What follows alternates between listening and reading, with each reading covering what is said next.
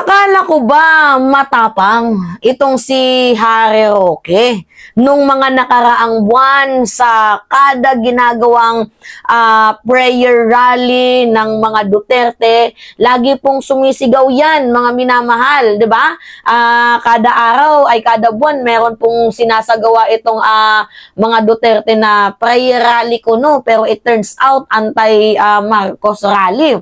So sa iba't ibang mga lugar, sa Luzon, Visayas, Mindanao, si Harry Roque laging present yan. Kahit nga din sa pag-rally ng KOJC sa Liwasang Bonifacio, if I'm not mistaken, noong Marso, 11 days yun, mga minamahal. Si Harry Roque ay present din po. At nung nakaraang linggo, 'di ba? Ano pa ngayong sabi ni Harry Roque? Ang kadiliman versus ang kasamaan. 'Di ba? Present itong si Harry Roque. Ngunit ngayon, mga minamahal, ang laging present sa Liwasang Bonifacio ay hindi na pumahagilap ng mga otoridad, ng mga opisyales. Kasi ganito yung kwento nun. Itong si Harry Roque ay hinainan po ng sabpina. So bakit siya hinainan ng sabpina? Kasi bigo po siyang dalhin yung mga papers na ipinapa-comply sa kanya sa Quadcom. Yung huli niya nga pong attend sa hearing, mga minamahal, ang sabi niya, I will comply. Lahat daw po iko-comply niya. Yung SALN, yun yung SALN, yung pinakamahalaga, mga minamahal. Kasi doon natin malalaman kung bakit nga ba lumubo ang pera, ang yaman ni Harry Roque na hindi natin lubos maisip na hindi talaga kakayanin bilang legal counsel or bilang spokesperson. Hindi aabot yan ng bilyon-bilyon yung pera mo. Not unless meron kang involvement sa illegal activity. So, salain, mga minamahal, yung pinapa-comply sa kanya para malaman natin kung papaano lumubo ang kanyang pera, ang kanyang yaman. So sabi niya, ang tapang niya pa ngang nagsabi, mga minamahal, sige, I will comply. Pa-comply pa siya. Lahat daw po nang hingin, i-comply niya. Humingi lang siya ng iilang araw. Okay, sige, pumayag ang Quadcom sa kanya. Pinagbigyan ng kanyang hiling kasi napakabuti daw ng Quadcom kasi in-appreciate yung kanyang request. Yan si Harry Roque, thank you pandiputa, no? And then nung dumating na ang hearing, mga minamahal, hindi na po nagpakita si Harry Roque. Pero wala pa siyang vlog, mga minamahal, hindi pa po siya nagpakita. And nung time na yun, mga minamahal, absent na din po si Roque sa mga rally-rally, hindi na din po siya nagpapakita. Okay, tingnan nyo nga naman ang panahon, no? O si Kibuloy, nagtago, nahanap. Si Alice Go, nagtago, nahanap.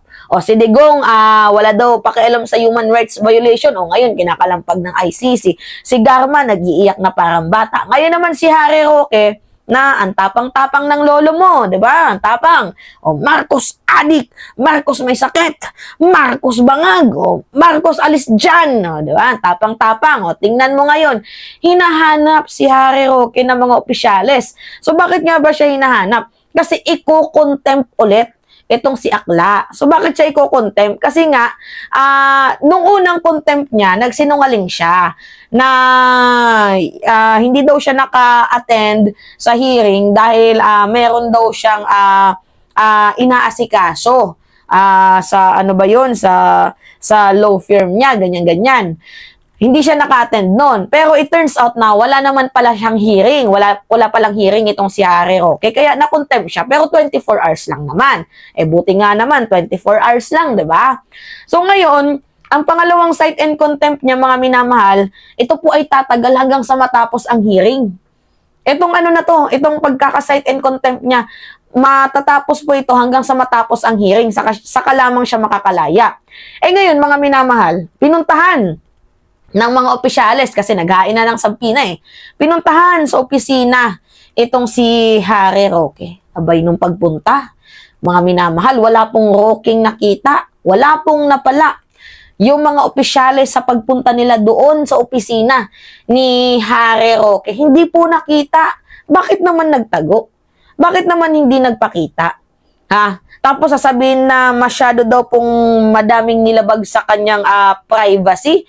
Hindi, wala pong nilabag sa iyong privacy dahil unang-una resource person ka. Wala naman pong ibang mga tao na napapangalanan palagi sa Pogo kundi kayong tatlo, si Alice Go, si Cassandra Ong, tapos ikaw, 'di ba? So resource person ka, although ito nga ding si si Cassandra Leong, 'di ba, nag-request na hindi na siya umattend sa Quadcom, hindi pinayagan yung kanyang request na hindi dumalo, hindi siya pinayagan, mga minamahal. Tapos ikaw, kaya nga ito nga yung sinasabi ko sa inyo, mga minamahal, lawyer ka ba? Ha? Lawyer ka ba, Harry Roque? Ha? Abogado ka ba? Bakit parang hindi mo alam yung mga balaod? 'Di ba? So, itong si Roque, mga minamahal, hindi po nagpakita. Hindi na nga nagpakita sa Quadcom. Nung hinanap doon sa kanyang bahay, hindi din siya mahagilap. Bakit naman nagtatago?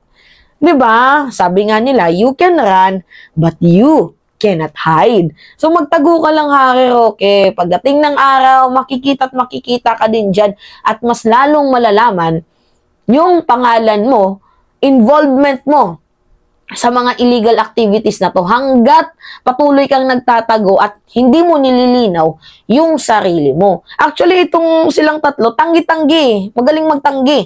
O si Cassandra Leong, sabi niya, ako lamang po yung may-ari ng Whirlwind Company. Nangungupahan lamang po sila sa akin pero wala akong connection sa Pogo. Ito namang si Harry Roque, ako lamang ay abogado ng Whirlwind Company pero hindi po ako involvement sa Pogo sa Purak, Pampanga. Ito namang si Alice Go, ako lamang po yung owner ng lupa ng Baofu pero wala po akong kinalaman sa mga operation ng illegal operation ng Pogo. Kumbaga kanya-kanya silang hugas ng mga kamay, mga minamahal. Pero kahit maghugas kayo ng mga kamay, nandyan may mga ebidensya na konektado ang mga pangalan ninyo. Lalo pat itong si Harry Roque, di ba? Kung matatandaan ninyo, yung bahay sa Baguio, meron pong mga kriminal na nahuli doon. May mga kriminal na nakita.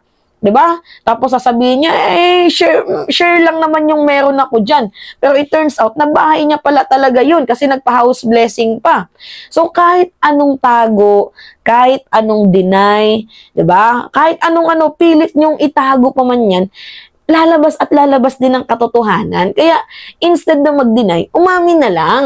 Diba, mga minamahal? Although, lawyer itong si Harry Roque, and alam naman natin na medyo takot din ata itong makulong. Ang tapang Ito yung mga nakikita kong matapang noon na ngayon tumitiklop. Bakit naman tumitiklop? Tapang-tapang nyo Magpakita ka, Harry Roque. Kasi yung balita, mga minamahal, pinakita ko na sa inyo kanina, di ba? Nasa na ba yung balitang yun? Ito. Nasa na ba yun? Tingnan nyo, DG officer at former. Hindi na makagilap ng mga taga-kamara si Attorney Harry Roque matapos muling ipasight in contempt sa pagdinig ng Quad Committee kahapon. Hindi na daw po muling mahagilap itong si Harry Roque matapos na ma-cite in contempt. Diba?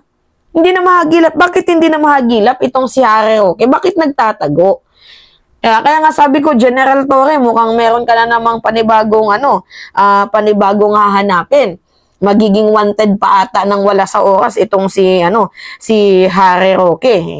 Pag nagtatago, meaning ba nun may kasalanan? Ba't ganyan yung kulto ni Digong? Si Harry Roque nagtago, si Kibuloy nagtago, si Alice Go nagtago. Baka sa susunod si Digong na yung magtatago diyan sa KOJC.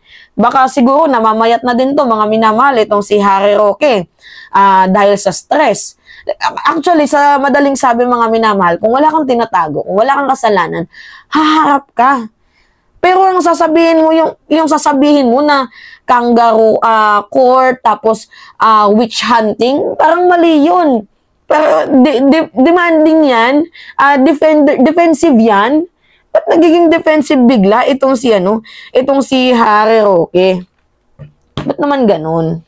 So anyway, yun po, mga minamahal. Taka lang ako, bakit biglang nagtago si Harry Roque? By the way, nandyan naman si General Torre. Ibigay na lang natin si General Torre kay Harry Roque. Tingnan natin. 16 days kang magtatago. Sige. Pagbibigyan ka ni General Torre. Diba? Anyway, mga minamahal, it's me again, si Mima Alicia nyo. At nagbabalik ulit para sa ating panibagong video.